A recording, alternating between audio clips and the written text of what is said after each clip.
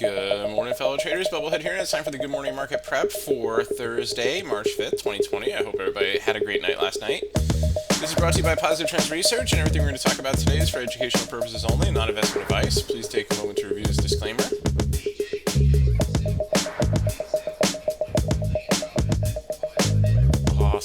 Awesome. All right, well, let's take a look and see where we left off yesterday. So monthly chart, right, inside month so far, we had a bounce last off of February of a big red candle, right, prior shooting star off of the 20 moving average, the mid Bollinger Band right there. And then yesterday, right, brought the weekly chart back above the 30 weekly moving average. But today, going to be a different story, right? So we're really concerned about this macro trend line right here is just serving as a possible retest. Ooh, let me get a trend line up there. As a possible retest of that trend line, we may break down again, retest it again, and then work our way down. It just all depends, right? We're still holding the 200-day moving average, but again, yesterday's range, 90 points. We're down about 60 points on the S&P futures now. We'll take a look at that in a little bit. Let's look at the SPY. Again, same thing. Rather say that it did get over its macro trend line, but right in the exact same range. So volume was down a little bit too, which was a little bit concerning about yesterday's rally. So we're kind of looking today and kind of seeing the aftermath of that. One of the things we talked to our members about is just be careful in this volatile market. We've been talking this week on the live streams all about volatility.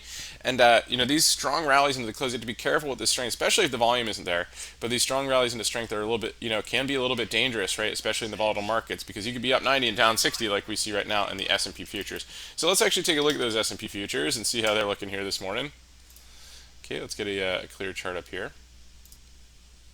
All right, so essentially double inside days so far. It is right here testing its 200-day moving average, so that's definitely something to keep an eye on here. Let's look at the price action here on the 15-minute chart.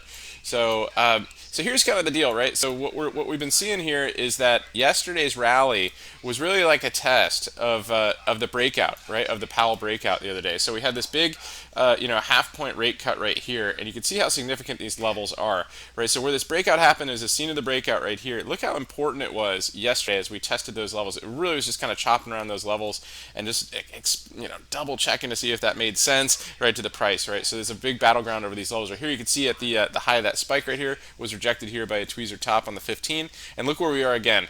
We're right back at that key breakout level right here, right? So right, so you can see that right here. Let's just move that, scooch that down a little bit. So you can see where it got right there. So we've been testing these levels, and we're right in those levels right now. So now the real question is, are they good, right? Are they okay, the half a point is good? Do we want to kind of rally this back up and get above these levels right here?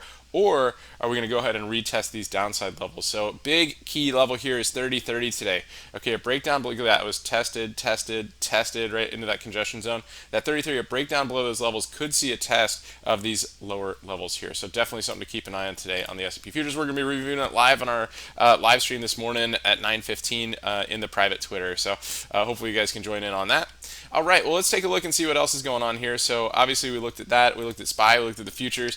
So let's take a look at what's going on here pre-market. So Kroger reported earnings, and so they're gapping up a little bit here pre-market. So let's see if they get a decent rally today. They're up a little bit. Let's see. This is a Warren Buffett recent investment. So let's see if we get some continuation. They have a conference call coming up this morning. SPLK.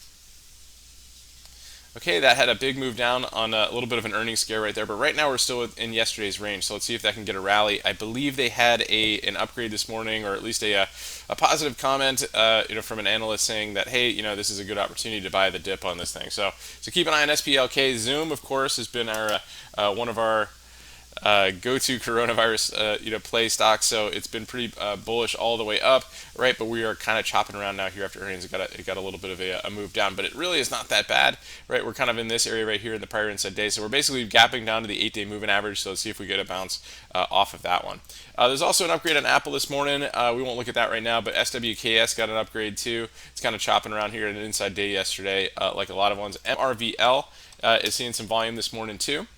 So that had a big move up on earnings yesterday. So let's see if we can get above its aftermarket level. So that's about 25.45.